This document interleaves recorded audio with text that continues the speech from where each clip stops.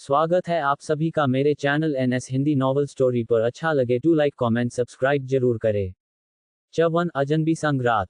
आपका एक शहर 100 किलोमीटर अंदर। एक जीप कच्ची पक्की सड़कों पर तेजी से जा रही थी। सड़कों पर पानी था क्योंकि तेज बारिश अभी रुकी थी, फिर भी हल्की बूंदाबांदी हो रही थी। जीप में बैठे लोग इधर उधर हिल रहे थे, वो उस रास्ते की वजह से। वहां हर तरफ स्याह अंधेरा, एक लाइट पकड़े लड़का बैठा था, साथ ही जीप की हेडलाइट्स की रोशनी थी। पीछे दो लड़कियां थी जिनमें से एक खड़ी थी। नीचे बैठी घुंघराले बालों वाली लड़की, वो डरते हुए अपने आसपास पेड़ों को देख रही थी। देखो सैफ, इन लोगों के पागलपन में हम भी मरेंगे। यहाँ कोई जंगली जानवर हुआ या कोई चुड़ैल भूत हमें चिमट गया तब हम क्या करेंगे। सैफ, जो पैसेंजर सीट पर बैठा था, उसने सिर घुमाकर उस घुंघराले बालों वाली लड़की को देखा। मोहतरमा, जरा अपनी सरफिरी दोस्त को समझाओ और उसके ऐसा। ये बोलते हुए सैफ चुप हो गया क्योंकि अलशिफा जहर नजरों से उसे घूर रही थी। सैफ जबरदस्ती हंसते हुए बोला, ये इन दोनों का सीन है, ये हमारे हमजा साहब, उनकी जहीन दोस्त नयन साहिबा, जो नयन कहती है हमजा साहब वही करते हैं। उद्धरण चिन्ह। हमजा की सख्त आवाज आए, अपना काम छोड़कर तुम लोगों की बकवास सुनने नहीं आया हूँ। अगर डर लग रहा है तब यहीं छोड़कर चला जाता हूँ, अपने डर को दूर कर आ जाना। उद्धरण चिन्ह। उसकी आवाज में सख्ती थी। नयन जो खड़ी थी, उसके लंबे बाल हवा से उड़कर कभी उसके चेहरे को छूते, कभी उसकी गर्दन पर चिपक जाते। चेहरा हल्का गीला था। उसने एक वाइट शर्ट पहनी हुई थी, उसके नीचे शॉर्ट्स, जिसे शर्ट छिपा रही थी। उसकी लंबी गोरी टांगे दिख रही थीं, लेकिन चेहरा छिपा था उस अंधेरे में। मीठी और महीन आवाज आए, relax hums baby, both of them are idiots and cowards. Nayan ने कैमरा ऑन किया। वो अब लाइव थे। यो गाइस, सो हम यहाँ पहुंच चुके हैं। इवनिंग में जहां थे उससे 50 किलोमीटर आगे। बिलीव मी, ये जगह बहुत इंटरेस्टिंग है। हमारे साथ है डरपोक शिफा एंड हर लव सैफ। शिफा ने एक प्यारी सी मुस्कान के साथ नयन के तरफ चेहरा उठाया। हे नयन, तुम अपनी यूट्यूब फैमिली को अपना फेस क्यों नहीं दिखाती? तुम्हें डर है वो लोग तुम्हारी शक्ल देखकर भाग जाएंगे? ये बोल शिफा हंसी थी। नयन ने कैमरा सामने की तरफ किया। ये इसलिए मुझे डर है, मेरी खूबसूरती को देखकर लोग को हार्ट अटैक ना आ जाए, जैसे तुम्हें। शिफा का मुंह बना। नयन खिलखिलाकर हंसी थी। उसकी हंसी किसी खनक की तरह फिजाओं में गूंजी और हमजा के होठों पर मुस्कान आई। उसने मिरर से नयन के चेहरे को देखना चाहा, लेकिन अंधेरे में उसे ये कामयाबी नहीं मिली। इसके साथ ही लाइव में लाइक्स एक साथ बढ़ने लगे। इतनी रात में भी मिलियंस में लोग लाइव थे। एक बार फिर फेस रिवील करने की कमेंट्स एक के बाद एक चलने लगी। सामने से एक हिरन गुजरा। नयन ने कैमरा उस तरफ किया। See there is a deer and also a snake. Nayan की आवाज में एक्साइटमेंट थी। सब उधर देखने लगे। कुछ देर में नयन ने लाइव बंद की और अपना फोन ऑन किया। यहाँ नेटवर्क नहीं था। फोन की स्क्रीन लाइट में उसका चेहरा चमका, वो बड़ी बड़ी भूरी आंखें जिस पर घनी पलकें। अचानक से फोन ऑफ हो गया। उफ खुदाया, बैटरी डेड। नाराजगी से बोलती वो हमजा को देख रही थी। बारिश तेज हुई, वहां आवाजें आने लगी। शिफा ने बोला, हमजा हमें कहीं रुकना चाहिए, अंधेरे में कुछ नहीं दिख रहा था कि हम कहाँ हैं। नयन बोली, उफ खुदाया, तुम डरपोक लड़की रोकने के ही काम करती रहती हो। शिफा ने नयन को देखा। डरना भी जरूरी है नयन। अभी तक नयन को कोई ऐसा नहीं मिला कि नयन उससे डरे। हमजा बेबी रुक जाओ, वरना हमारी शिफा जान बेहोश हो जाएंगी। हमजा ने हाँ में सिर हिलाया। कुछ देर में उसने एक तरफ जीप रोकी, अपना सामान निकाल उस पर एक पन्नी डाल उसे बांध दिया। नयन बोरियत से इधर उधर देख रही थी। हम्स बेबी, क्या हम थोड़ा आगे नहीं जा सकते? उद्धरण चिन्ह। नयन के हम्स बेबी कहते हैं फिर से हमजा के होठों पर मुस्कान उभरी, लेकिन उसने सख्त आवाज में कहा, यहाँ मुझे तुम्हारा चेहरा भी नहीं दिख रहा, तुम्हें कहीं और जाना है। उद्धरण चिन्ह। हमजा ने अपनी मीठी आवाज में बोला, ओ हम्स बेबी को मेरा चेहरा देखे बिना नींद नहीं आएगी। हमजा ने नयन को घूरा, जो उसे दिख नहीं रहा था। बस नयन ने अंदाजा लगाया था। चुपचाप सो जाओ नयन, वरना। Okay okay. वो दोनों बैक साइड लेट गईं। हमजा सैफ अपनी जगह बैठे थे। कुछ देर में उन्हें नींद आ गई, लेकिन नयन, उसकी आंखों में नींद नहीं थी। उसे एक्साइटमेंट हो रही थी कि वो कहाँ है। अचानक से उसके कानों में मोर की आवाज आए, एक नहीं कई सारे मोर। मोर। नयन की आंखें बड़ी हुई। उसने सिर उठाकर उस तरफ देखा। अंधेरा ही अंधेरा था। दो लोग उनके जीप की पास से हाथों में डंडा लिए गुजरे। अब कई सारे मोर इकट्ठे होकर नाचेंगे। नजारा खूबसूरत होता है, लेकिन वक्त कहाँ देखने का। गढ़ में ही है, कभी भी देख लेंगे। ये दूसरा वाला बोल रहा था। वो दूर जा चुके थे। नयन ने शिफा को हिलाया, शिफा शिफा उठो, देखो। शिफा ने नींद में उसका हाथ झटकते हुए कहा, सोने दो यार, जहनुम में जाओ तुम। ये बोलती नयन चुपचाप अपना कैमरा और लाइट लेकर निकल गई। हमजा की आंख खुली, नयन कहाँ जा रही हो? नयन ने पलट कर देखा। दांतों तले जीभ दबाई, बस अभी आई। नो नयन, स्टॉप। नयन भाग गई। हमजा जाने लगा। सैफ ने उसे रोका। बच्ची नहीं है यार, अभी आ जाएगी। हमजा ने उसे घूरा। बच्ची ही है वो। चिल यार, आ जाएगी। कहीं नहीं जाएगी, कुछ एक्साइटिंग दिख गया होगा। तुम ज्यादा ही क्या करते हो, चिल करो। हमजा अपनी जगह बैठा। ये लड़की किसी दिन ये अपनी एक्साइटमेंट के चक्कर में फंसेगी। हमजा कुछ देर नयन का वेट करता रहा। दिन भर की थकान की वजह से उसे भी नींद आ गई। नयन काफी दूरी पर आ गई। उसे सामने कुछ मोर दिखे। नयन एक्साइटमेंट में चीखी, वाओ सो। आगे बोलती उसकी तेज आवाज और लाइट से सारे मोर उड़ गए। कुछ ही पल में वहां कुछ नहीं था। नयन के आंखों में उदासी छा गई। ये क्या हुआ? सब चले गए, मेरा आना इतना बुरा लगा। इस वक्त उसके उदास चेहरे पर बेहद मासूमियत थी। नयन पलटी। उसने लाइट्स और कैमरा ऑफ किया। इधर उधर देखा, उसे समझ नहीं आया वो है कहाँ। नयन इधर घूमी उधर घूमी, फिर भी कुछ समझ नहीं आया उसे। कुछ लड़कों की आवाज आई। नयन डर गई। एक पेड़ के पीछे छिप उसने झांका। वो बातें करते हुए जा रहे थे। नयन की नजर दूर एक जगह से आ रही रोशनी पर पड़ी। उसकी आंखों में चमक आई। वो भागते हुए उस तरफ गई। किसी की आहट पर उन लड़कों ने पलट कर देखा। सामने रूम की तरफ भागते हुए एक लड़की दिखी। उन्होंने मुस्कुराकर एक दूसरे को देखा। अब आएगा मजा। अलकहार, तुम तो गए। नयन सामने रूम में आई। उसने देखा गेट बंद था। नयन ने झांका, विंडो थी। वो रिकॉर्ड कर रही थी। अंदर हल्की रोशनी जल रही थी, बाकी हर तरफ अंधेरा था। स्टडी टेबल पर रखा स्टडी लैंप जल रहा था। नयन ने अपने हाथ से विंडो को खोला। खुलने पर वो चहकी, yes Nayan, you can do anything. Nayan उस विंडो से अंदर आए। आज यहाँ रुक जाती हूँ, सुबह हमजा बेबी ढूंढ ही लेगा। ये बोल उसने आसपास देखा, कुछ नहीं दिखा। एक कोने में बैठकर नयन ने अपने पैरों पर सिर रख लिया। उसने ध्यान नहीं दिया। दूसरी तरफ जमीन पर बिस्तर लगा था। कोई उस पर शर्टलेस सोया हुआ था। कुछ ही देर में अपना सिर इधर उधर लुढ़काती नयन गहरी नींद में थी। अगली सुबह दरवाजे पर आहट हो रही थी। सो रहे इंसान ने झट से अपनी आंखें खोली। वैसे भी उसकी नींद बहुत कच्ची होती है, जरा सी आहट पर खुल जाती। उसने अपने गर्दन मोड़ी। उससे पहले ही उसकी पीठ पर एक तेज हाथ पड़ा। आंखें झट से खुली। किसी के होने की खुशबू के साथ एक नर्म छुअन का एहसास। वो झट से उठकर बैठा। सामने का मंजर देख आंखों में गुस्से का गुब्बार आया। चेहरे पर सख्ती उभरी। उसकी आंखों के सामने एक खूबसूरत लड़की सो रही थी, जिसके चेहरे को बालों ने ढक रखा था। दिख रही थी तब उसकी लंबी टांगे और होंठ, वो सुर्ख नाजुक होंठ। कौन हो तुम? वो दहाड़ा था। नयन झट से उठकर बैठ गई। आंखों में नींद और आलसीपन था, जिससे आंखें खुल ही नहीं रही थी। बाहर से लगातार शोर आ रहा था। एक तेज आवाज आए, अली बाहर आओ। क्या तुम अंदर हो? 1 मिनट नहीं लगा अली को समझने में कि हुआ क्या है। उसने अपनी जलती निगाहें नयन पर डाली, जो ऊँग रही थी। वो वापस से बिस्तर पर गिरने लगी। अगले ही पल नयन की चीख निकल गई। आंखें पूरी तरह खुली। सामने एक चेहरा था, अजनबी अनजाना सा चेहरा, जिसे देख नयन चौंकी। कौन हो तुम? सामने बैठे शख्स ने कोई ध्यान नहीं दिया। उसने नयन का गला पकड़ा। उसने भेजा है न तुम्हें। वो आवाज बेहद गहरी सर थी। नयन को अपने रोंगटे खड़े होते महसूस हुए। आवाज हलक में ही रह गई। शर्म नहीं आई एक अजनबी संग एक छत के नीचे रात बिताते हुए?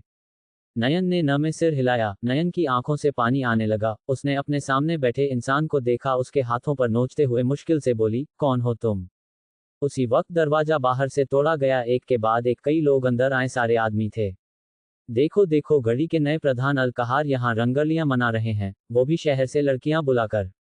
साबी, चटू, बुरी नजरें। अब आगे। अलकहार ने सिर उठाकर देखा। सामने एक हम उम्र लड़का खड़ा था। आंखों में शैतानी मुस्कान लिए उसके पीछे गांव के कुछ बुर्जुग खड़े थे। अलकहार ने गुस्से से जानलेवा नजरें उठाकर सामने खड़े इंसान को देख रहा था। उसने अपनी पकड़ नयन के गले पर कस दी। नयन छटपटाने लगी। छोड़ो, ये क्या कर रहे हो आप अली? इस आवाज पर नयन को धक्का देकर अलकहार खड़ा हुआ। उसने आसपास नजरें दौड़ाई। उसकी शर्ट दूसरी तरफ पड़ी थी। उसे उठाकर अपने बदन पर डाला। तब सबकी नजर उसके हाथों पर थी, जिस पर खरोंचें थीं। हल्का खून निकल रहा है। ये क्या हो रहा? आवाज बहुत तेज थी। नयन एक हाथ फर्श पर रखे सिर झुकाए तेज तेज सांसें ले रही थी। उसे लगा था वो मर जाएगी। उस लड़के ने फिर कहा, देखा आपने, देखा ये जिसे गढ़ी का सबसे लायक लड़का, गांव का सबसे काबिल फर्द है, देखो क्या कर रहा है। अलकहार आगे बढ़ा। अपनी जुबान को लगाम दो किमान, वरना अंजाम जुबान का कटना भी हो सकता है। आवाज नीचे करो। अलकहार गलती करके फुकारा नहीं जाता। एक गांव के पंचायती में से एक थे। अलकहार उबलते हुए सामने आया। ये लड़की कौन है? ये क्या कर रही है? जावेद ने तेज आवाज में कहा, यही तो जानना है न, ये लड़की कौन है? आपके साथ क्या कर रही है? रात भर क्या क्या किया है? अलकहार ने उस लड़की की तरफ देखा। वो एक अनजान लड़की थी उसके लिए, लेकिन उसकी इज्जत पर दाग लग रहा था उस लड़की की वजह से। अलकहार ने नजरें उठाकर देखा, सामने उसके दादा खड़े थे। वो उसे जिन नजरों से देख रहे थे अलकहार को बर्दाश्त नहीं हुआ। नयन अपनी जगह से उठ गई, उसने अजीब नजरों से उन सबको देख रही थी। उसने डरे हुए सबको देखते हुए बोला, क्या मैं जाऊं, मुझे जाने दीजिए। ऐसे कैसे बीवी जी, पहले बात तो हो जाए आपके मालिक।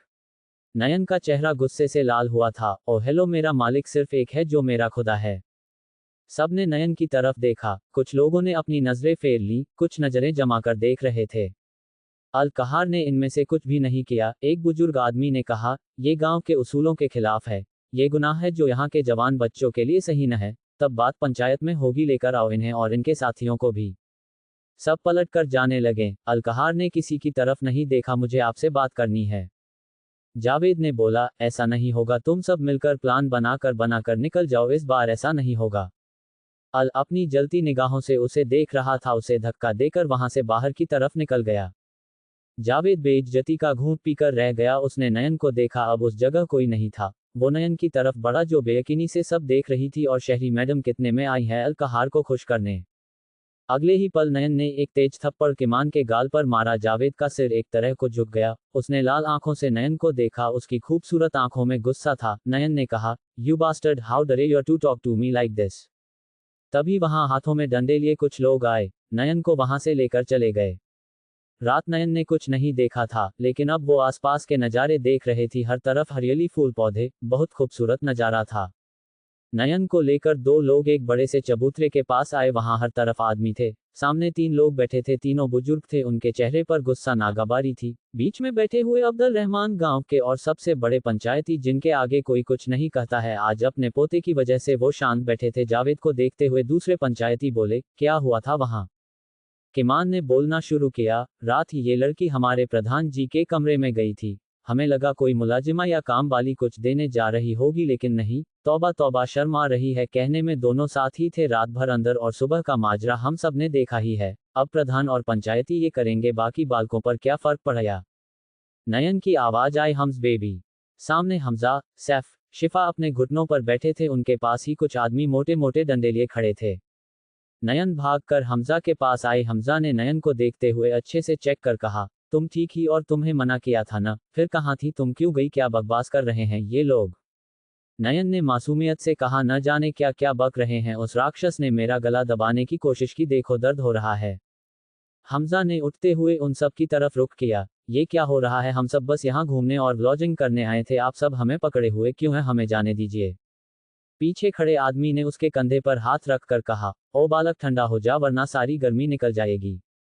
उसी वक्त भारी कदमों की आहट हुई। सबने उस तरफ देखा, सामने से अलकहार आ रहा था। उसका लंबा चौड़ा कद और गठीला बदन, गहरी काली आंखें जिनमें हमेशा एक चमक होती थी, इस वक्त चेहरा स्याह लग रहा था।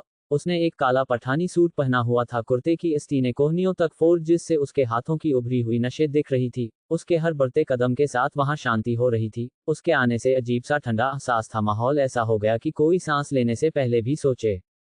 जैसे ही अलकहार नयन के सामने से गुजरा, नयन ने सिर उठाकर उसे देखा। आंखों में गुस्सा आया, साथ ही उसका दिल तेजी से धड़क रहा था। उसे ठंड का एहसास हो रहा था। वी जाकर उन लोगों के सामने खड़ा हो गया। एक पंचायती ने कहा, आप पर जो इल्जाम लगे हैं वो सच है क्या, आपने इस लड़की को शहर से बुलाया था।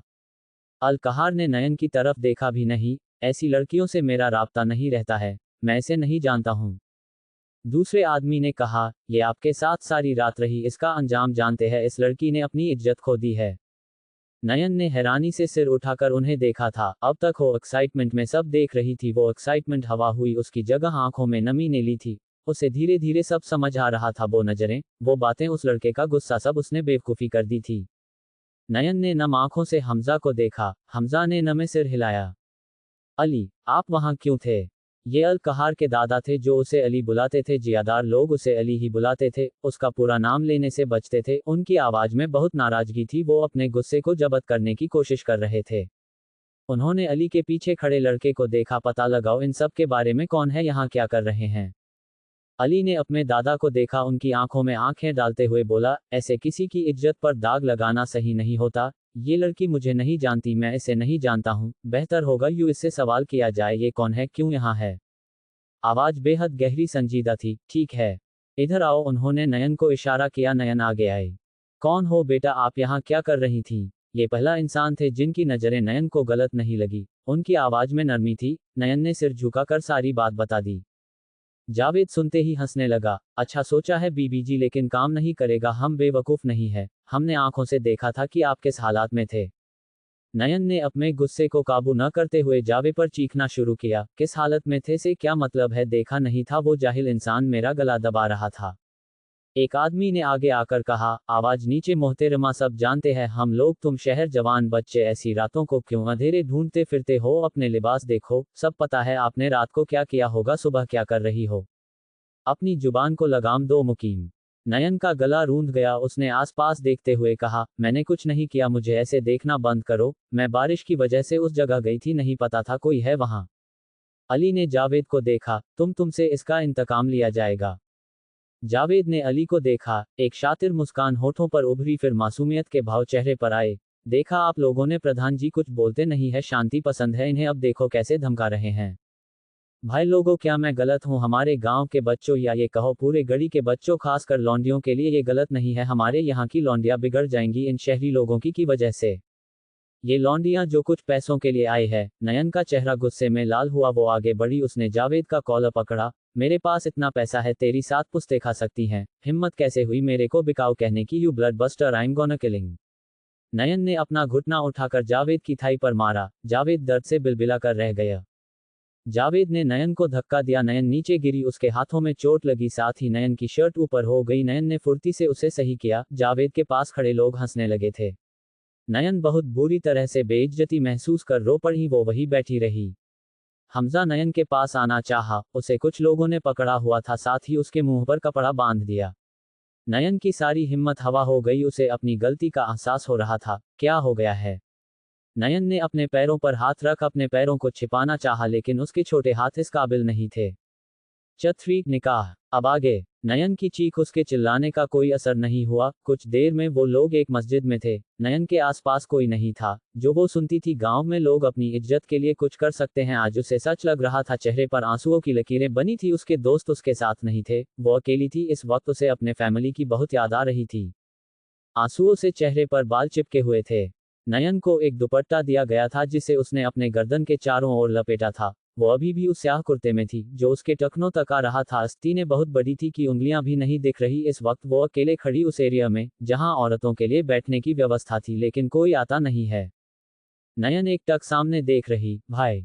दिल से एक आह निकली थी कि किसी के आने की आहट हुई। उसके सामने वही थे, अली के दादा। नयन ने नाराजगी से नजरें फेर लीं। वो उसके सामने आकर खड़े हुए, निगाहें नयन पर नहीं थी, किसी और तरफ देख रहे थे। आप निकाह को राजी नहीं हो रही हैं? नयन ने उनके चेहरे की देखा, फिर सोचा वो उसे नहीं देख रहे, वो भी नहीं देखेगी। क्यों करूं? मैं निकाह किसे जानती हूं? मैं यहाँ फंस चुकी हूँ। मुझ पर गंदे इल्जाम लगाए जा रहे हैं। हवस भरी नजरों से मुझे देखा जा रहा है, जिसकी वजह से ये हुआ है। मैं उससे निकाह कर लूं कैसे? पूर्ण विराम। मुझे यहाँ से जाने दे, कुछ दिनों में ही यहाँ से मेरा नामो निशान खत्म हो जाएगा। वो कुछ पल चुप रहे, फिर अपनी नजरें मस्जिद के मीनार पर टिकाए बोले, हाँ आपको सब भूल जाएंगे, लेकिन ये बेइज्जती हम लोगों का मुकद्दर बन जाएगा। धीरे धीरे लोग इसे हमारे लिए घुटन बना देंगे। अल कहार अपने नाम की तरह ही कहर ढाने वाला है। अगर उसके घर के एक भी फर्द को कुछ हुआ, उसका कहर आप पर नाजिल होगा। आप दुनिया के किसी भी कोने में हो, वो आपको ढूंढ लेगा। उसके कहर से आपको नहीं बचा पाएगा। वो बहुत शांत आवाज में कह रहे थे। चेहरा पुरसुकून था, लहजा ठंडा। इसके बावजूद नयन को अपने डर महसूस हो रहा था, जैसे किसी ने अपनी मुट्ठी में दिल को भर लिया हो। माथे पर ठंडा पसीना आने लगा। उन्होंने आगे कहा, आप सोच ले, हमारे कहने पर आपको यहाँ से दूर जाने दिया जाएगा, लेकिन जो हुआ है ये लोग उसे नहीं भूलेंगे। आपको इस गांव से बाहर जाने दिया जाएगा, आप गली से नहीं निकल पाएंगे। आपको ये लोग इस बात की सजा देंगे, आपके दोस्तों को इस जगह जिंदा दफन कर दिया जाएगा, आपकी आंखों के सामने, क्योंकि यहाँ के लोगों को नहीं पसंद कोई उनके रिवायतों को तोड़े। आप यहाँ से निकलकर भी कुछ नहीं कर पाएंगे, कोई आपको ढूंढने आएगा, किसी को आपकी लाश भी नहीं मिलेगी। नयन के हाथ पैर कांपने लगे थे। अपने रुंधे गले से बोली, बिना गलती की सजा। जानते हैं ये गलती आपने नहीं की। नयन ने उन्हें देखा। आप पर नहीं, अपने बच्चे पर पूरा भरोसा है। वो गलती से भी गलती न करे है, ये फिर भी गुनाह है। आप फैसला कर सकती हैं। ये बोल अली के दादा चले गए। नयन को लग रहा था उसके पैरों से जान निकल गई है। अचानक उसे अपने आसपास अपने दोस्तों की चीखें सुनाई दे रही थीं। एक पल उसके सामने उसकी पूरी दुनिया थी, खुशी गम के हर पल। उसके डैड, मॉम, भाई, दादा सब के चेहरे आंखों के सामने थे। कुछ समझ नहीं आया, जैसे दिमाग खाली हो गया। कदम कदम चलती वो उधर आई थी, सामने कोई था, उसे नहीं पता कौन था। मैं तैयार हूँ। सामने वाले की आंखों में हैरानी हुई थी, जवाब कुछ नहीं आया। कुछ देर में काजी साहब आ चुके थे, उसका निकाह पढ़ाया जा रहा था बल्दियत में। डे से ही नयन के खानदान का नाम लिया गया। नयन फूट फूट कर रो पड़ी, चेहरा उस दुपट्टे से ढका हुआ था। निकाह दोनों तरफ से कबूल होने के बाद वहां सब एक दूसरे को मुबारकबाद देने लगे। खुशी भरी आवाजें थी जो नयन को किसी मातम की तरह लग रहीं।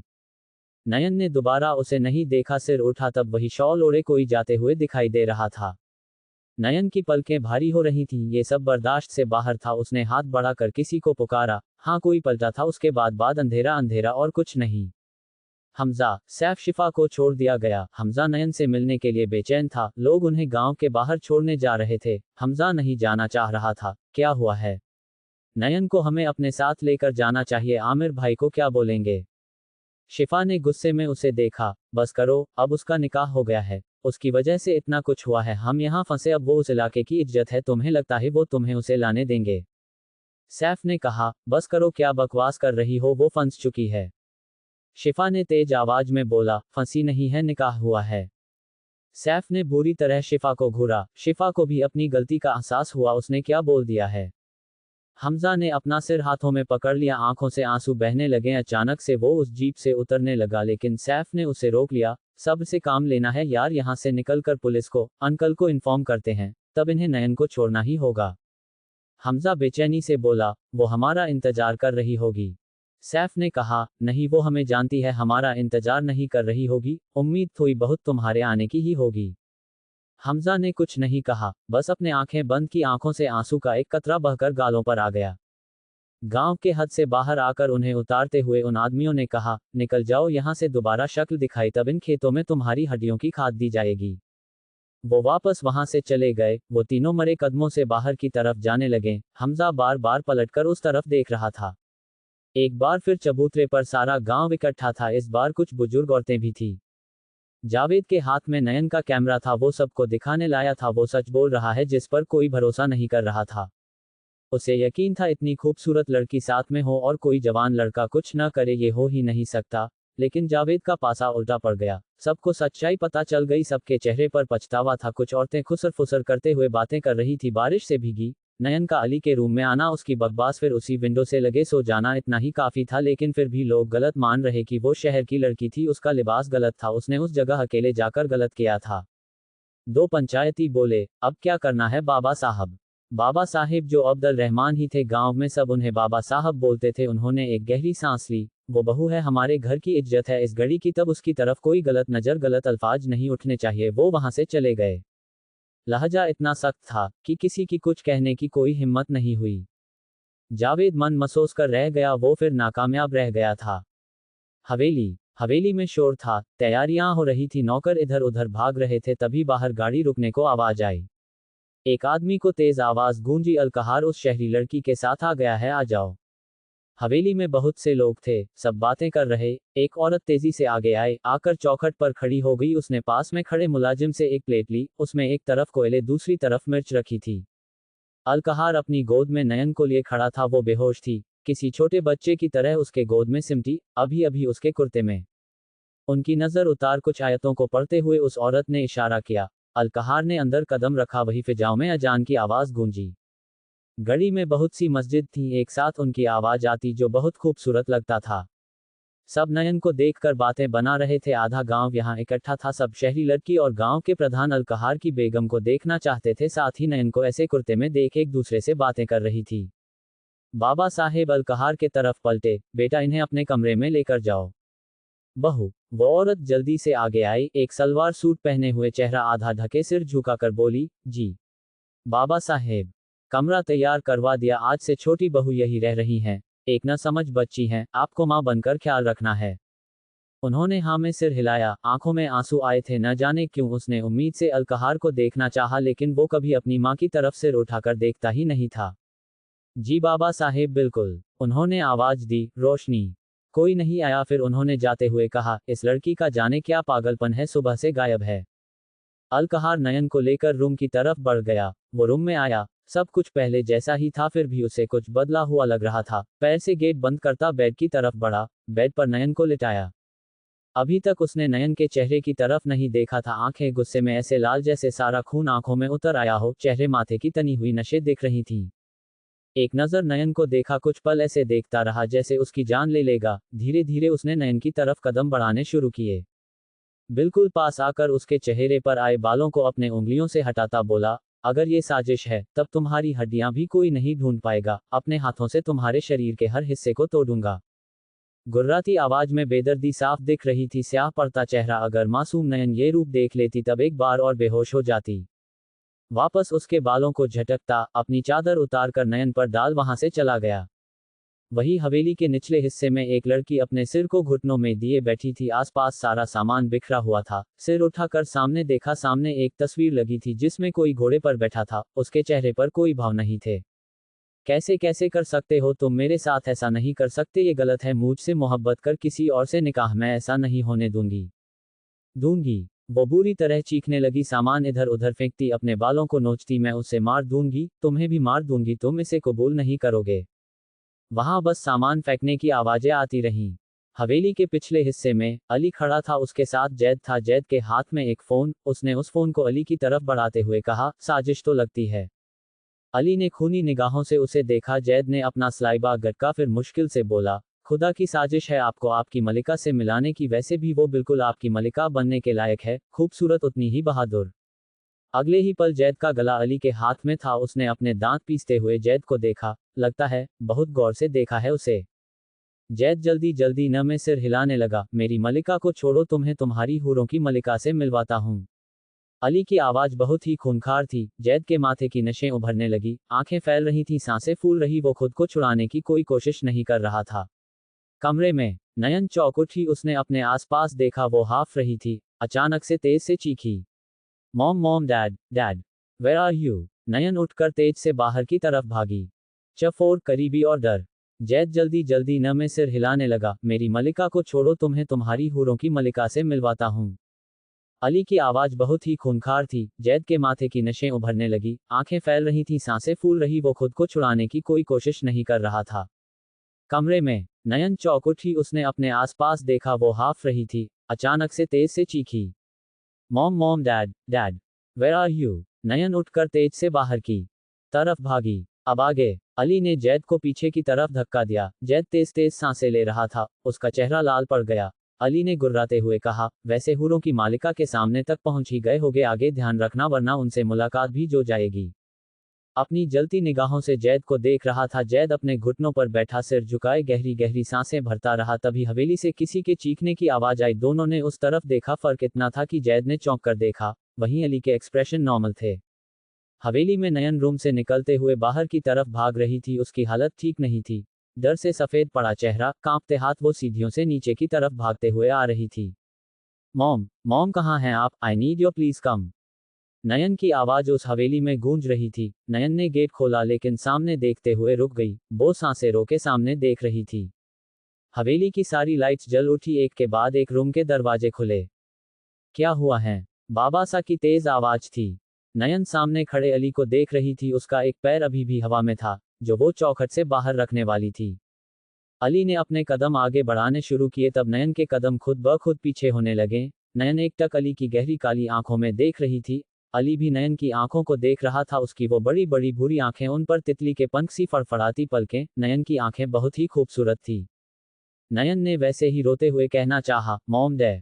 आवाज गले से नहीं निकली। कुछ तो था अली की उन काली चमकती आंखों ने, उस चमक के आगे नयन कमजोर पड़ रही थी। बेगम परवीन जो अली की मां है, उन्होंने नयन के पास आते हुए बोला, क्या हुआ बच्चे, आप डर गए थे। नयन ने पलटकर उन्हें देखा। उन्होंने प्यार से नयन के गाल को छुआ, वो ममता भरा स्पर्श। नयन सिसक सिसक कर रो पड़ी, मुझे मॉम पास जाना है। उन्होंने उलझन में नयन को देखा, किसके पास जाना है, सब नयन को देख रहे थे। नयन ने रोते हुए कहना शुरू किया, mom my mother, I have to go to my mom, I am missing her, she must be looking for me, I am scared here, I don't want to stay here, please let me go. Nayan तेज तेज रोने लगी। किसी को कुछ समझ नहीं आ रहा था। जितने लोग वहां मौजूद थे उनमें से सिर्फ 3 लोग थे जो इंग्लिश जानते थे, 2 चुप थे, वही तीसरे बाबा साहेब। उन्होंने कहा, बहू वो कह रही हैं उन्हें अपनी अम्मी की याद आ रही है, यहाँ डर लग रहा है। बेगम परवीन ने नयन को अपने सीने से लगाया। नयन किसी छोटे बच्चे की तरह सुबकने लगी। मुझे नहीं रहना यहाँ, मुझे जाना है, ये बहुत बुरे लोग हैं। बेगम परवीन ने नयन को थपकते हुए बोला, कुछ ना हुआ बच्चे, कुछ ना हुआ, जा, लोग बुरे न हैं, कभी कभी इन्हें बुरा बनना पड़े है। कनक उनके सीने से सिर उठाए मासूमियत से उन्हें देखने लगी। उसने फिर से तेज तेज रोना शुरू कर दिया। वैसे ही बोली, bro where are you, please save me. Imran साहब, अली के अब्बू। उन्होंने आगे आते हुए बेगम परवीन को देख बोलना शुरू किया, हटाओ इस लड़की को, खुद से दूर करो, बच्ची नहीं है। हमने इसे बांध कर नहीं रखा जैसे घर से भाग कर आई है, वैसे यहाँ से चली जाए, हमें शौक नहीं है अपने घर की बहू बनाने का। अली ने गुस्से में अपने हाथ की मुट्ठी बनाई। वो कुछ बोलने वाला था कि बाबा साहेब की गुस्से से भरी रौबदार आवाज आई, बस इमरान अपनी जुबान को लगाम दें, बहू ही हैं इस घर की, अब यहाँ से कहीं नहीं जाएंगी, ध्यान रखें भाग कर नहीं आई है तब आइंदा ये बात आपकी जुबान पर नहीं आनी चाहिए। अपनी शॉल ठीक करते उन्होंने अली को देखा, अली अपनी बीवी को अपने कमरे में लेकर जाओ, अब से आपको ही इन्हें संभालना है। अली ने कुछ नहीं कहा, बस नयन का हाथ पकड़ा उसे वहां से ले जाने लगा। नयन मुड़मुड़कर बेगम परवीन को देख रही थी। वो भी नम आंखों से उसे ही देख रही थी। इस वक्त ऐसा लग रहा था एक माँ बच्चे को अलग कर दिया गया हो। उन्होंने नम आंखों से बाबा साहेब की देखा। मासूम बच्ची है वो, क्या किया है उसके साथ, किसने किया? सब हालातों का किया धरा है। बाबा साहेब अपने रूम के तरफ चले गए। बेगम परवीन ने देखा इमरान साहब गुस्से से तिलमियाए हुए थे। वो उन्हें वहीं छोड़कर अपने कमरे की तरफ बढ़ गईं। अली नयन को खींचते हुए अंदर लाया। दरवाजा बंद कर नयन को बेड पर धक्का दिया। किसने कहा था इस हालत में बाहर जाने को, तुम्हें शर्म नहीं है? उसकी दहाड़ती आवाज सुनकर नयन डर गई। वो कांपने लगी थी। रो रो कर आंखें सूज गई, चेहरा गुलाबी पड़ गया। सिसकियों हिचकियों के बीच नयन ने बमुश्किल कहा, घर जाना है। आप बहुत बुरे हो।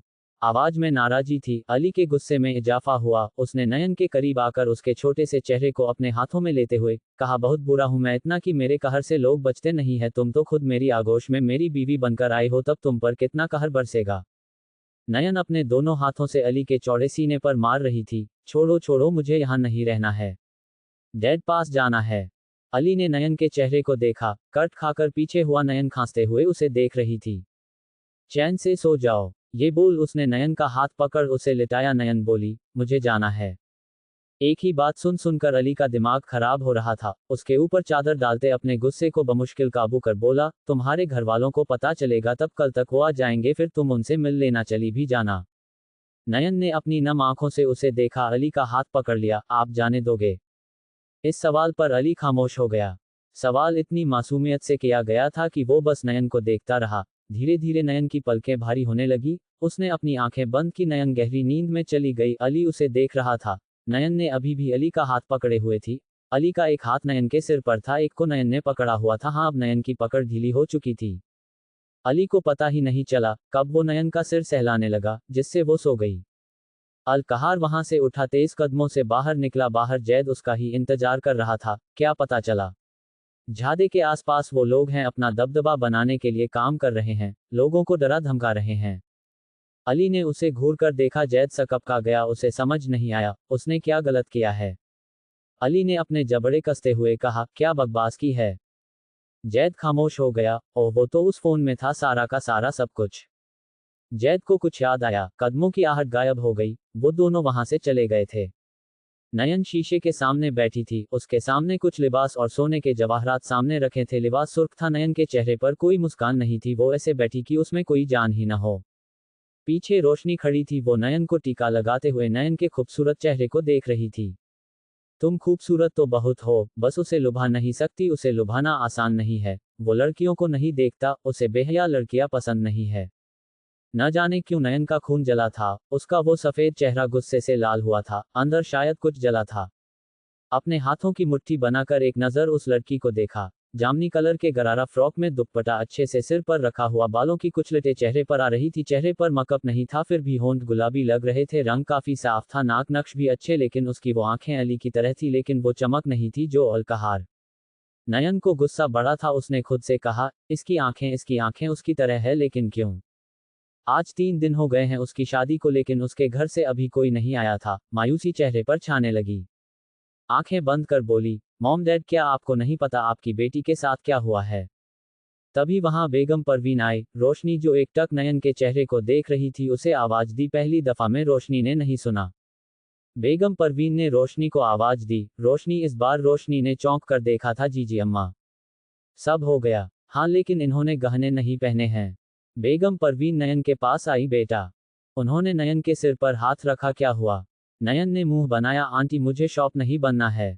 क्या नहीं बनना? प्रश्नवाचक चिन्ह। मतलब मुझे गहनों की दुकान नहीं बनना है। ये इतने सारे, वो भी गोल्ड के, येलो येलो। वो हंसी थी। नहीं पहनना। नयन ने मासूमियत से न में सिर हिलाया। अच्छा, तब सिर्फ ये एक पहन लो। उन्होंने उसके सामने एक सेट किया। सोने का ही था, लेकिन उन सब से अलग, बहुत ही नाजुक खूबसूरत था। नयन के होठों पर मुस्कान आई। ये अच्छा है। रोशनी भी चमकती आंखों से उसे देख रही थी। शायद उसके दिल में भी उस सेट को पाने की चाह थी। जब बेगम परवीन उसे नयन को पहनाने लगी, रोशनी की आंखें मायूस हो गई। उसकी वो चमक अचानक गायब हुई। वो सेट नयन के गले में आकर और खूबसूरत लग रहा था। बेगम परवीन नयन की तारीफ कर रही थी, वो बस मुस्कुरा रही थी। रोशनी 4 दिन से देख रही थी, नयन बेगम परवीन माँ बेटी की तरह रह रही थी। कोई था जिससे नयन बात करती थी, जिसकी बात मानती थी, वो बस बेगम परवीन थी। दरवाजा खुला। उन तीनों ने उस तरफ देखा। नयन के सामने बेगम परवीन थी। तब वो नहीं देख सकी कौन है। बेगम परवीन ने कहा, आप कुछ देर में नीचे आए। ये बोल वो वहां से चली गईं। नयन ने गर्दन सीधी कर अपने अक्स को शीशे में देखा। अपने अक्स के साथ उसे कोई और भी दिख रहा था। नयन ने झट से नजरें झुका ली। उस दिन का अली का किया नयन आज भी नहीं भूली थी। वो उससे डर चुकी थी। अली अपने कदम बढ़ाते हुए नयन के तरफ आना शुरू किया। नयन डर से उस कुर्सी पर सिमट रही थी। अचानक से अली नयन पर झुका। नयन ने अपनी आंखें भींच ली। उसे अली के हाथ अपनी गर्दन पर चलते महसूस हो रहे थे। नयन का शरीर कांप उठा। उस छुअन से नयन के दिल की धड़कन बढ़ी थी, बहुत तेज, पल पल बढ़ ही रही थी। च5, तुम जलना चाहती हो? अब आगे आप क्या कर रहे हैं? अपनी आंखें भींचे तेज सांसों के बीच कांपती आवाज में नयन यही सवाल कर पाई थी। उस हार पर चलते अली के हाथ रुक गए। उसने सिर उठाकर नयन को देखा। दोनों के चेहरे बहुत करीब थे, इतने कि नयन को अली की गर्म सांसें अपने चेहरे पर महसूस हो रही थी। अली एकटक नयन की बंद पलकों को देख रहा था। उसका वो खूबसूरत चेहरा और खूबसूरत लग रहा है। अली ने अपने लंबी उंगलियों को नयन की थोड़ी तक छुआ। नयन अली का चेहरा नहीं देख रही थी, वो सामने लगे शीशे में देख रही थी, जिसमें वो और अली बहुत करीब दिख रहे, इतने करीब कि ऐसा लग रहा था जैसे किस कर रहे हों। नयन ने झट से अली का हाथ पकड़ा। मत करें। दिल बुरी तरह धड़का था, जैसे अभी बाहर आ जाएगा। जानती ही तुम्हारे गले में क्या है? नयन ने आंखें छोटी कर अली को देखा, जैसे किसी बेवकूफ को देखा। नयन ने हाँ में सिर हिलाया। नेकलेस है। किसका है? अब उसने न में सिर हिलाया। अली सीधा हुआ। अच्छा लग रहा है। ये बोलता वो दरवाजा खोलकर चला गया। नयन हैरानी से देखती रही। पहली बार इतनी शांति से उससे कोई बात करके गया था। नयन ने अपने गले को छुआ। अली के उंगलियों की गर्माहट अभी भी उसे महसूस हो रही थी। उफ खुदाया, मुझे यहाँ से निकाल ले, वरना मैं इस मर्द की खूबसूरती के मायाजाल में फंस जाऊंगी। अली कमरे के बाहर आया। वहां रोशनी खड़ी थी, अपनी भीगी लाल आंखों से अली को देखती। आंखें आंसुओं को रोकने की वजह से बेहद सुर्ख हो रखी, चेहरा गुस्से से जल रहा था। तब तुमने उसे अपना मान लिया, कबूल कर लिया उसे? आवाज में बेहद गुस्सा था। अली के बढ़ते कदम रुके। उसने बिना पलटे गर्दन मोड़कर देखा। उसकी आंखों को देखकर रोशनी 2 कदम पीछे हुई। अली कुछ बोलता कि बाबा साहेब ने उसे पुकारा। वो तेज कदमों से वहां से चला गया। रोशनी खिड़की को पकड़े खड़ी थी, गुस्से में हाथ मसलती। तुम जलना चाहती हो? जैद उसके पीछे था। रोशनी ने बिना पलटे कहा, उसके लिए मैं आग के दरिया में कूद जाऊं? जैद हंस, वो तुम्हें बचाने नहीं आएंगे। ये ख्वाब है तुम्हारा, बल्कि वही खड़े होकर तुम्हें जलते देखेंगे। ये बोल वो हंसता हुआ चला गया। रोशनी अपनी आंखों में तपिश लिए उसे देखती रही। वक्त आने पर सबको मैं बताऊंगी कि रोशनी क्या कर सकती है। वो वहां से नयन के रूम में आई। नयन दरवाजे तक आ गई थी। रोशनी ने नयन को घूरते हुए कहा, चलो। नयन बोली, नहीं जाऊंगी। रोशनी ने गुस्से में उसे देखा। नयन का हाथ पकड़ उसे खींचते हुए बोली, नौटंकी नहीं चलेगी तुम्हारी।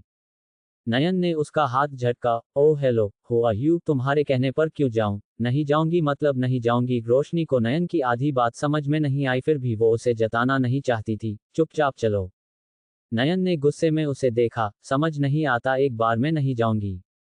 वो वापस रूम में चली गई। रोशनी ने दांत पीसते हुए नयन को देखा, पैर पटकते हुए वहां से चली गई। नीचे आई तब हॉल में 2 जगह बनाई गई थी, बीच में पर्दे थे, एक तरफ सारे मर्द, दूसरी तरफ औरतें।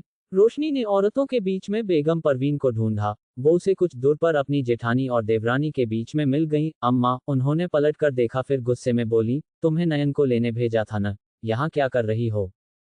रोशनी ने गुस्से का घूंट पीकर रह गई। वो नहीं आ रही है, जिद पर अड़ी है। आप लोग ताम झाम कर रहे हो, वो ना बहू बनने को तैयार है न बीवी। एक बेगम परवीन ने घूर कर उसे देखा, फिर ऊपर की तरफ चली गईं। वो ऊपर आई, नयन मुंह फुलाए बैठी थी। उन्होंने कहा, नयन, ये क्या है?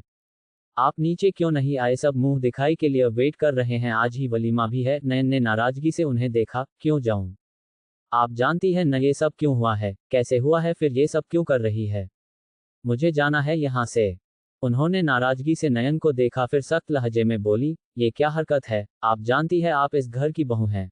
अब आप यहाँ से कहीं नहीं जा सकती हैं, यही रहना है सारी जिंदगी। ये बात अपने दिमाग में अच्छे से बिठा ले, नीचे खानदान वाले इंतजार कर रहे हैं, तुम्हारा नहीं अलकहार की बेगम का। आपको क्या लगता है ये सब क्यों हो रहा है? इस इलाके के उस इज्जत और रुतबे के लिए जो यहाँ के सुल्तान की बीवी का होना चाहिए। लड़कियां दुआएं कर कर के मरती है उसे पाने को, तब अपने दिमाग की ठीक करें, नीचे आए। उनका लहजा बेहद सख्त था, इतना कि नयन को वो आज अलग लगी। उसकी आंखों ने आंसू आ गए। उन्होंने नयन के चेहरे को छोड़ा। उसके चेहरे को देखते हुए बेगम परवीन की वो सख्ती, वो गुस्सा जैसे कहीं गायब हो गया। उन्होंने आगे बढ़कर नयन को अपने सीने से लगा लिया। मेरी बेटी, उसके सिर पर हाथ रख। उन्होंने प्यार से कहना शुरू किया, बेटा, कुछ फैसले इंसान के हाथ में न होवे हैं, ऊपर लिखे जाते हैं। हम तो उसके हाथ की कठपुतली हैं, जो वो करेगा वो होवेगा। नयन ने उन्हें हक कर लिया। उनके पेट पर सिर टिकाते हुए बोली, मैं क्या करूं? मुझे डर लग रहा है। सब खुदा पर छोड़ दो, बच्चा जो होना होवेगा हो जाएगा। ये बोल वो वैसे ही रही। कुछ देर बेगम परवीन उसे पुचकारती रही, फिर नीचे लेकर आई। अब नयन को घूंघट कर दिया गया था। नीचे लाकर नयन को बिठाया। नयन को कुछ नहीं दिख रहा था। नयन का मुंह बन गया। उसने बेगम परवीन का दामन खींचा। उन्होंने सिर झुकाकर नयन को देखा। हौले से बोली, क्या हुआ? ये हटाओ, मुझे घुटन हो रही है। मुझे कुछ दिख भी नहीं रहा है, मुझे सब देखना है। अरे कुछ पल तो रुको। नहीं रुका जा रहा, इतनी अच्छी अच्छी खाने की खुशबू आ रही है।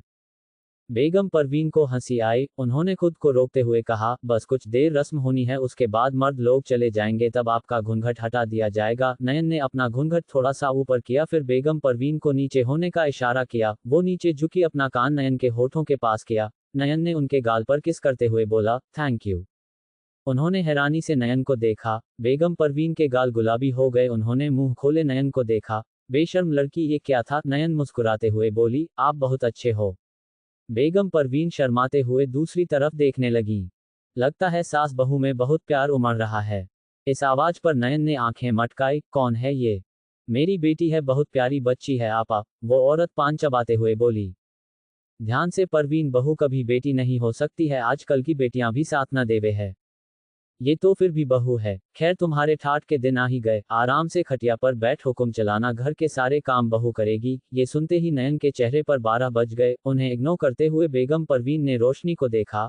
भाई साहब और बाबा साहेब को बुला लो। रोशनी ने हाँ में सिर हिलाया। बाबा साहेब की आहट सुन सारी औरतों ने अपना चेहरा ढक उनसे पर्दा कर लिया। नयन को शरारत सूझी। वो घूंघट लंबा कर अपना सिर गोल गोल घुमाने लगी। बेगम परवीन ने अपना सिर पीट लिया। धीरे से सरगोशी की, सीधे बैठो। उन्हें नयन के हंसने की आवाज आई। वैसे ये काफी एक्साइटिंग है, मुझे एक्साइटमेंट हो रही है, आगे क्या होगा? अपनी एक्साइटमेंट के आगे एक बार फिर नयन पीछे का सब भूल गई। बाबा साहेब आए। इनके पीछे उनके बड़े बेटे इरफान खान, साथ में दोनों छोटे बेटे रहमान खान और इमरान खान। सबके हाथ में तोहफे थे। बाबा साहेब ने कुछ पढ़ते हुए नयन के सिर पर हाथ रखा। अपना सिर उठाकर उन्हें देखने की कोशिश करते हुए नयन बोली, आप मुझ पर वशीकरण कर रहे हो? एक साथ हंसने की आवाज आई। काफी देर से ये हो रहा था। बाबा साहेब ने कुछ तोहफे नयन की गोद में रखे। बेगम परवीन ने कहा, नयन सलाम करो। नयन ने उन्हें सलाम किया। उसकी अरबी की आवाज बहुत ही अच्छी थी। सब मुस्कुरा दिए। रोशनी नयन का घूंघट हटाने लगी, तब बाबा साहेब ने उसे हाथ दिखाकर रोक दिया। बाकी तीनों ने भी नयन को तोहफे देते हुए दुआएं दी। इमरान साहब ने उसकी गोद में एक बॉक्स डालते हुए कहा, मेरे बेटे की जिंदगी से जल्द निकल जाओ। बेशक, क्यों नहीं, बस आप इंतजाम कर दें। सब हैरानी से उसे देख रहे थे। इमरान साहब का चेहरा गुस्से से लाल हो गया। नयन पर कोई असर नहीं था। वो दंदनाते हुए वहां से चले गए। सबको इतना समझ आ गया था कि ये लड़की बहुत बोलती है। उन सब के जाने के बाद एक एक कर सब औरतों ने नयन की मुंह दिखाई की। सब नयन की खूबसूरती को तारीफ कर रहे थे। उन्होंने पूरे घड़ी में आज तक इतनी खूबसूरत लड़की नहीं देखी थी। एक लड़की ने कुछ पैसे नयन की मुंह दिखाई में उसे दिए, फिर उसके पास ही बैठ गई। नयन ने रोशनी को देखा, अपनी गोद में रखे गिफ्ट्स की तरफ इशारा किया, इन्हें हटाओ, बहुत भारी है। सब उसकी मासूमियत को देख रहे थे। एक औरत ने नयन का चेहरा अपने तरफ किया, बहुत ही खूबसूरत नायब, मासूम चांद है अली का, इसे बड़ा संजो कर रखना होगा अली को। वो लड़की जो नयन के पास बैठी थी बोली, मैं अली भाई की बहन हूँ, बुशरा उनके ताया की बेटी, आपकी आंखें बहुत खूबसूरत हैं। नयन ने मुस्करा कर उसे देखा, तभी दादू ने मेरा नाम नयन रखा है। उसने नयन के कान के पास आकर सरगोशी की, भाई को देखा।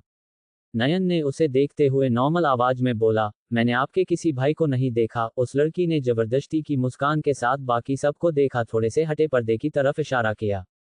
नयन ने झांका, सामने अलकहार खड़ा कुछ लोगों से बात कर रहा था। नयन अपनी बड़ी बड़ी पलकें झपकाते हुए उसे देखने लगी। काली शेरवानी में वो बहुत हैंडसम लग रहा था। अच्छे शूज, हाथ में वॉच, अच्छे से सेट बाल, विदाउट एक्सप्रेशन फेस वो के खड़ा था। इस महफिल में सबसे अलग, उसे देखकर कोई नहीं कहता वो इतने पिछड़े गांव का लड़का है। इस वक्त साइड से अली की जॉलाइन दिख रही थी। अलकहार किसी महल के राजकुमार जैसी शख्सियत रखता था। उसकी इस शख्सियत से सब कायल थे, नयन पर भी उसका असर हो रहा था। अली को किसी की नजरों का एहसास हुआ। उसने पलट कर देखा, नयन झट से उस लड़की के पीछे होली, अपने थम से माथे को रब करता वो पलट गया। कुछ देर में नयन, अली को एक साथ जमीन पर बिठाया गया था। उनके मुंह जुठाई की रस्म होनी थी, उनके आगे बहुत सी मिठाइयां रखी हुई थीं। नयन एक्साइटेड होकर सब देख रही थी। अचानक से ये एक्साइटमेंट जैसे कहीं गायब हो गई, उसकी जगह उदासी छा गई। अली गौर से नयन का चेहरा देख रहा था, फिर रुख मोड़ कर जैद से कुछ कहने लगा। अली की ताई फातिमा बी ने कहा, रे अली, अपनी बहू को मीठा खिला, तुझसे मीठा मीठा ही बोलेगी। अली ने रैंडमली एक पीस उठाकर नयन के तरफ बढ़ाया। नयन ने अपना मुंह फेर लिया।